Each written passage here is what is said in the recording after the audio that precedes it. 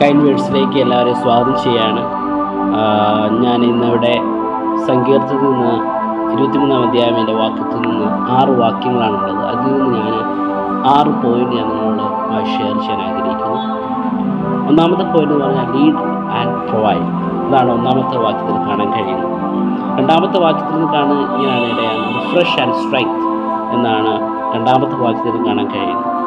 മൂന്നാമത്തെ വാക്യത്തിൽ ഇങ്ങനെയാണ് കാണാൻ കഴിയുന്നത് renew and lead in right path. നാലാമത്തെ വാക്യം ഇങ്ങനെയാണ് കാണുന്നത് ഗീവ് അസ് കറേജ്. അഞ്ചാമത്തെ വാക്യം ഇങ്ങനെയാണ് കാണുന്നത് കീപ്പ് അസ് സേഫ്. ആറാമത്തെ വാക്യം ഇങ്ങനെ കാണുന്നു വിക്ടറി ഓവർ ഡെത്ത്.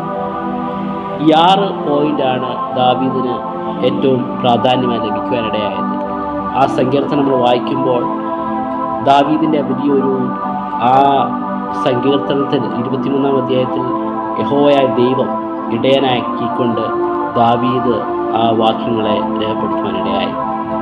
നമ്മുടെ ജീവിതത്തിൽ നമ്മുടെ ദൈവം ഇടയനാണ്. നമ്മൾ ഓരോരുത്തരും ആടുകളാണ്. കാരണം നമ്മുടെ താഴ്ചകളും വീഴ്ചകളും വേദനകളും പ്രയാസങ്ങളും അറിയാവുന്ന ഒരു ഇടയനാണ് നമ്മുടെ യഹോവയായ ദൈവം. നിങ്ങൾ ഏത് ഭാരമാകട്ടെ, ഏത് വേദനയാകട്ടെ നിങ്ങൾ സഹായിക്കൊണ്ടിരിക്കുന്നു അല്ലെങ്കിൽ നടന്നുകൊണ്ടിരിക്കുന്നു, അവിടെല്ലാം നിങ്ങളുടെ യഹോവയായ ദൈവം, നമ്മുടെ ദൈവമായ യഹോവ നമ്മളെ വഴി നടത്തുവാനിടയാകും.